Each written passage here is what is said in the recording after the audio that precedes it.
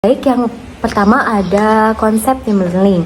Nah, team learning ini memiliki definisi proses di mana anggota tim secara aktif belajar dari satu sama lain, berbagi pengetahuan dan membangun pemahaman kolektif yang lebih dalam untuk meningkatkan kinerja tim.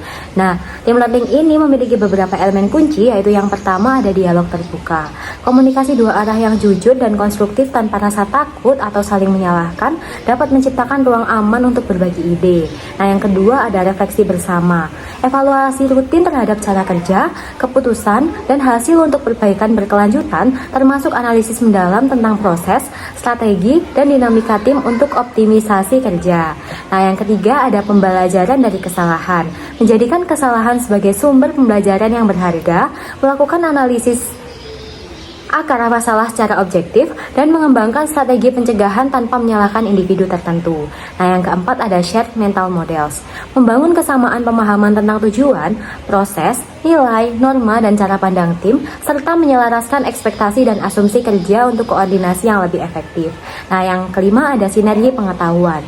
Mengkombinasikan dan mengintegrasikan berbagai keahlian, pengalaman, latar belakang, dan perspektif unik setiap anggota untuk menghasilkan solusi inovatif dan hasil yang jauh melampaui kemampuan individual. Nah, yang selanjutnya adalah kepemimpinan dalam konteks sistem kesehatan. Nah, kepemimpinan dalam konteks sistem kesehatan merupakan elemen yang krusial yang dapat mempengaruhi kualitas pelayanan, efisiensi organisasi, dan kesejahteraan masyarakat. Pemimpin di sektor ini tidak hanya bertanggung jawab atas manajemen operasional saja, akan tetapi juga memainkan peran yang sangat strategis dalam mengidentifikasi tantangan sistemik dan merancang solusi untuk meningkatkan kualitas layanan kesehatan.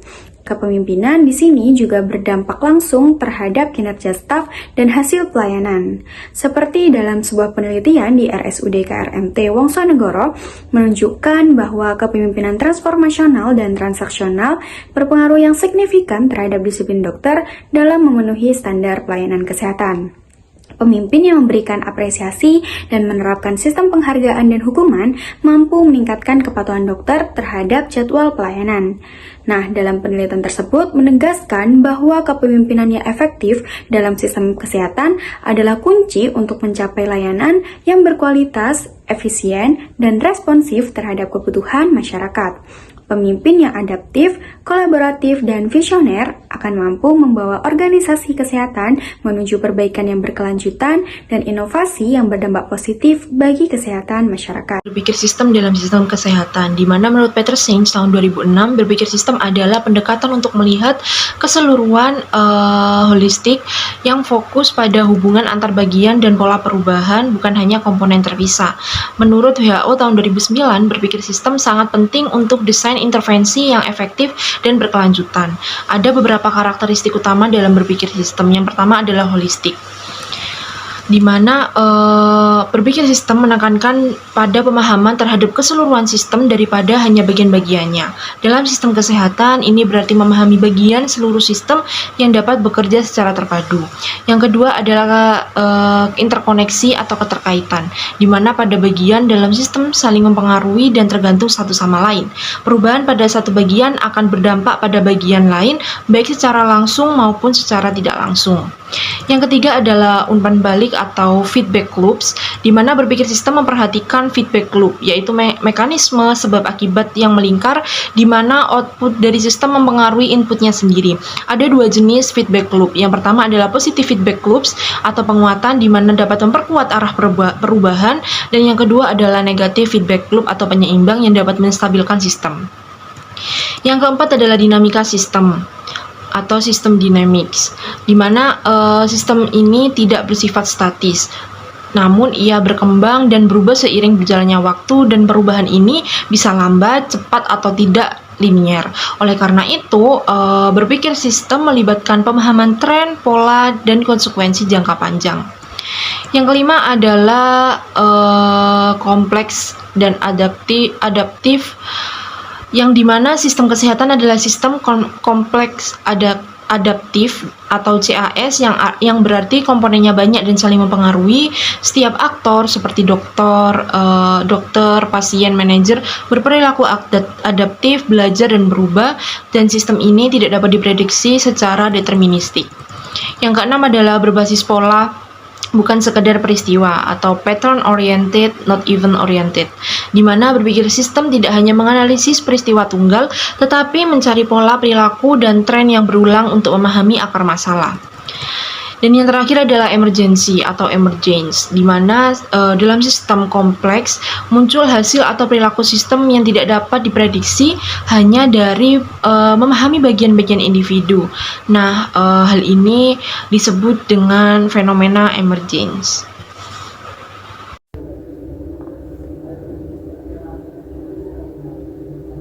Selanjutnya adalah integrasi tim learning dan berpikir sistem, di mana keduanya merupakan konsep yang saling melengkapi dalam pengembangan organisasi. Tim learning sendiri merupakan proses di mana tim bekerja sama untuk mengembangkan kapasitas dan mencapai hasil yang diinginkan. Dan berpikir sistem merupakan kemampuan melihat keterkaitan dan pola hubungan antar komponen.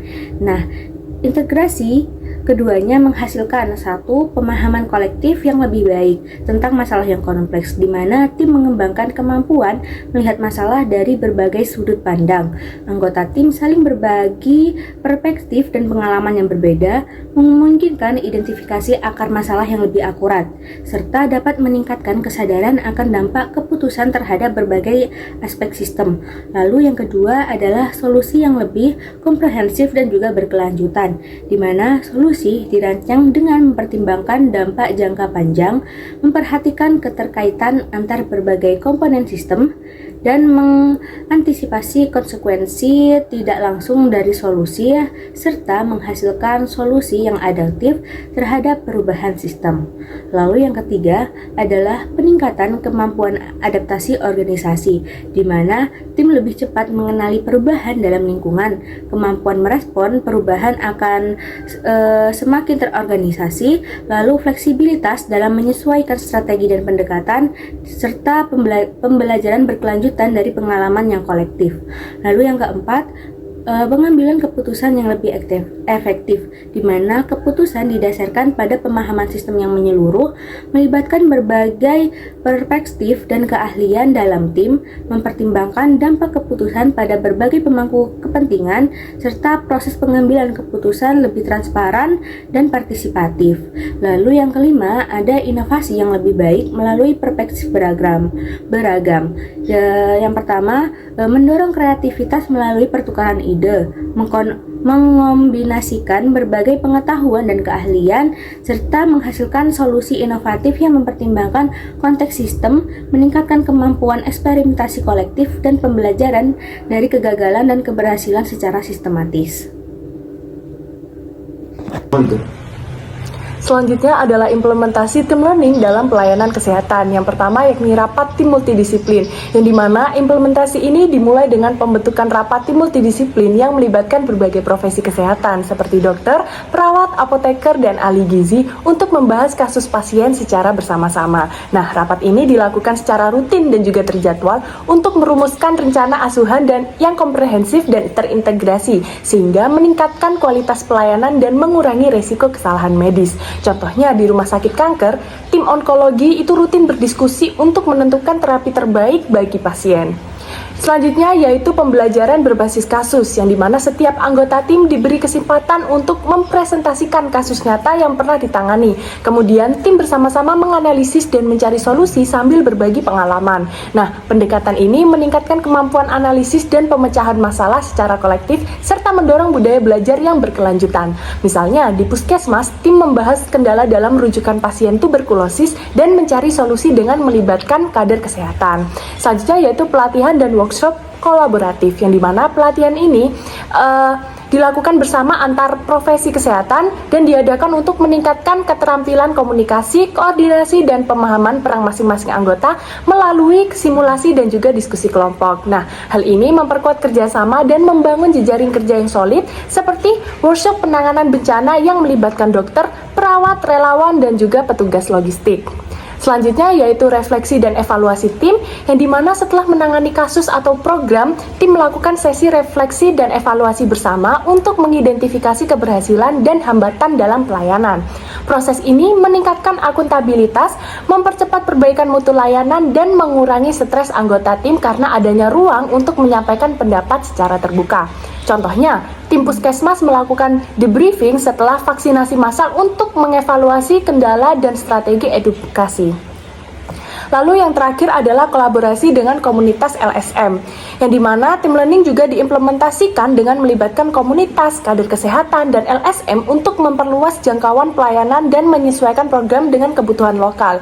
Nah, kolaborasi ini meningkatkan dukungan masyarakat dan keberlanjutan program kesehatan, seperti pada program Posyandu, yang melibatkan bidan, kader, dan LSM dalam penanggulangan stunting yang ada di desa.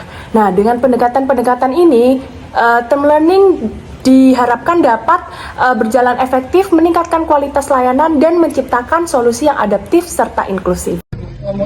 Pemimpin sangat krusial dalam mendorong tim learning karena pemimpin berfungsi sebagai fasilitator, inspirator, dan penjaga budaya belajar dalam tim.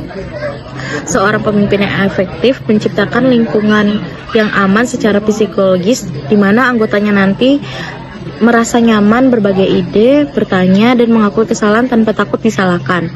Pemimpin juga mendorong refleksi bersama dan pembelajaran dari pengalaman, baik dari keberhasilan maupun kegagalan.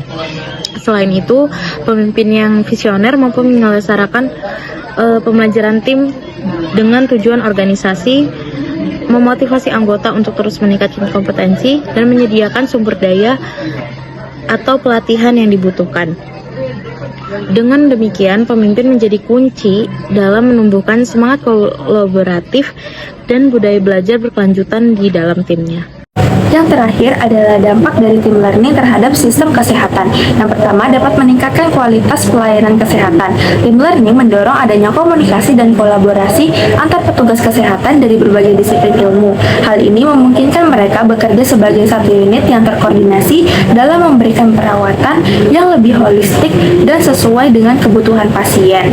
Yang kedua, dapat mengurangi kesalahan dan juga dapat meningkatkan keselamatan pasien. Kerja tim yang efektif melalui tim learning dapat mengurangi human error dan meningkatkan keselamatan pasien karena beban kerja dibagi dan dikoordinasi antara anggota tim ini lebih baik dan juga dapat mengurangi kelelahan petugas kesehatan karena tanggung jawab tidak hanya pada satu individu saja. Lalu yang ketiga, dapat meningkatkan kepuasan pasien dan petugas kesehatan. Pasien dan keluarganya dapat merasa lebih nyaman dan puas karena pelayanan yang diberikan lebih terkoordinasi dan komunikatif. Yang keempat, dapat meningkatkan produktivitas dan efisiensi.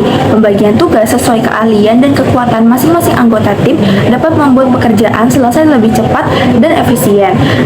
Lalu yang kelima, dapat mendorong inovasi dan solusi kreatif. Dengan latar belakang pengalaman yang beragam, tim dapat bertukar ide dan menciptakan solusi inovatif untuk masalah kesehatan yang lebih kompleks. Yang keenam, dapat membangun hubungan dan komunikasi yang kuat antar anggota tim. Tim learning dapat memperkuat ikatan antar anggota tim, menciptakan lingkungan kerja yang nyaman untuk mencoba hal baru, bertanya, dan juga saling membantu. Peningkatan keterampilan komunikasi juga memfasilitasi resolusi konflik sehingga tim dapat bekerja lebih efektif. Yang ketujuh, dapat membantu adaptasi dan juga responsivitas terhadap permasalahan kesehatan lokal. Dengan adanya kolaborasi lintas profesi dan juga lintas sektor, ini dapat memperkuat kapasitas tenaga kesehatan dalam menghadapi tantangan kesehatan seperti penyakit tidak menular dan juga stunting. Yang terakhir, dapat meningkatkan kepemimpinan dalam tim. Tim learning membantu mengembangkan kualitas kepemimpinan di antara anggota tim, baik yang menjadi pemimpin maupun anggota tim itu sendiri, sehingga dapat memperkuat dinamika dan kinerja tim secara keseluruhan. Kesimpulannya, tim learning ini dapat memberikan dampak yang luas dan positif terhadap sistem kesehatan, mulai dari peningkatan mutu pelayanan, kesehatan pasien, kepuasan tenaga kesehatan dan pasien, hingga mendorong inovasi serta membangun hubungan kerja yang solid. Pendekatan ini sangat penting untuk diterapkan dalam sistem kesehatan yang modern dan kompleks, terutama di Indonesia, untuk menciptakan pelayanan kesehatan yang efektif, efisien, responsif terhadap kebutuhan masyarakat.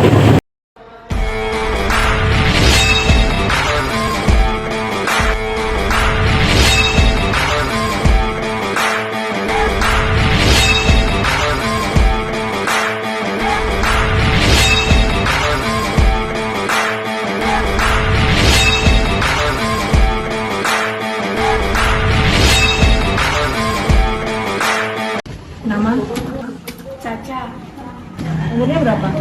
20. Keluhannya apa? Batuk-batuk terus dari kemarin, Bu. Permisi, Bu. Ini antrian umum apa BPJS ya? Udah dibilang, Bu, ini tuh antrian BPJS. Kalau mau antrian umum itu ya di sana, bukan di sini. Ya, mohon maaf, Bu. Permisi. Lanjut keluarnya. Batuk-batuk, Bu, dari kemarin. Oke, tunggu dipanggil.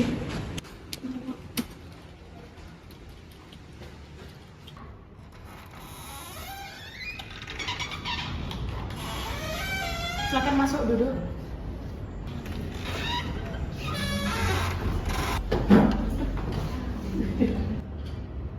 Keluhannya apa? Saya merasa nyeri di bagian dada. Terus sejak kapan? Nyerinya kayak gimana? Nyerinya itu kayak ketusuk-tusuk gitu dok. Jadi Udah, takut nanti kita kalau- langsung periksa EKG aja ya. Sudah, silahkan keluar. Baik dok, terima kasih. Ya.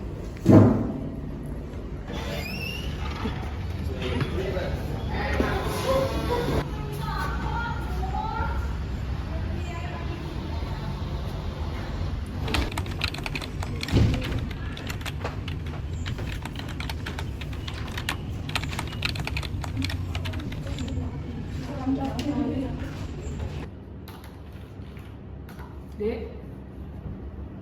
Dek? Iya dok, Ini tadi kamu dengerin kan pasiennya? dengerin dok. Keluhannya apa? Tadi pasien bilang nyeri dada seperti ditusuk-tusuk dan sudah dari kemarin dok.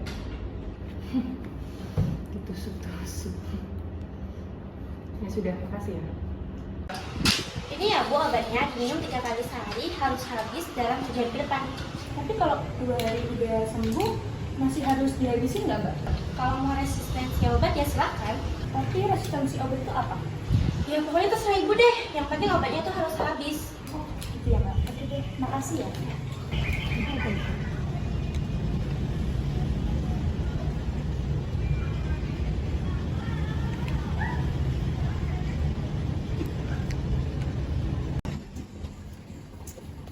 Bu Dini. Iya, kok Asia? Iya benar ibu. Jadi gini bu, sebenarnya ada yang mau saya sampaikan. Boleh bicara sebentar? Boleh silakan. Mungkin ke ruangan saya ya. Iya. Makasih. Gimana Mira? Nah gini bu, jadi kenapa ya banyak sekali pasien yang di rumah sakit itu kelihatan tidak nyaman ya bu? Apakah hal itu udah biasa ya? Hal itu sebenarnya biasa sih. Banyak pasien yang datang ke sini itu bukan hanya karena sakit, tapi juga karena takut, bingung, bahkan juga punya trauma. Tapi saya juga merasa sih akhir-akhir ini banyak pasien yang merasa nggak nyaman.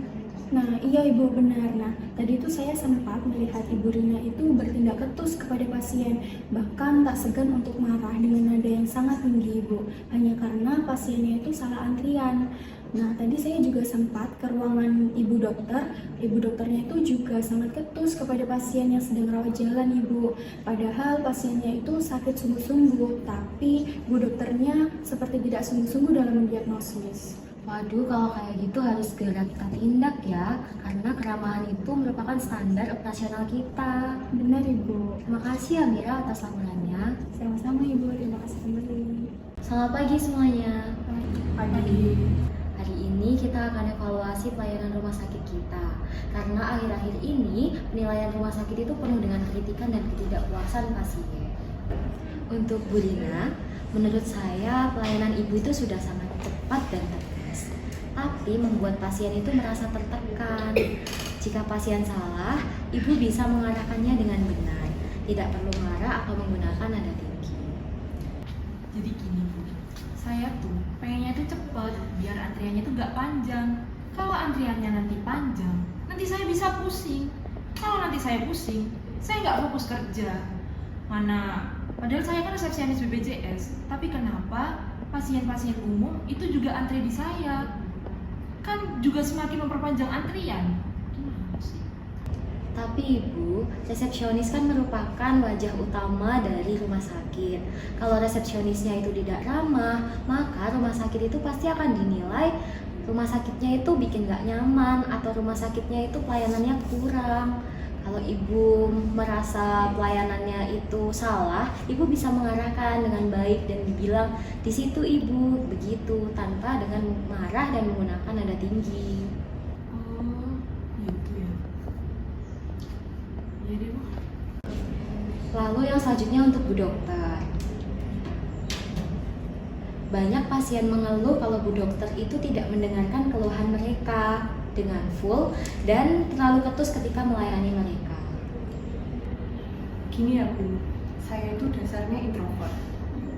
Dan Ibu tahu sendiri ya, pendidikan sebagai dokter itu lama dan juga biayanya itu banyak.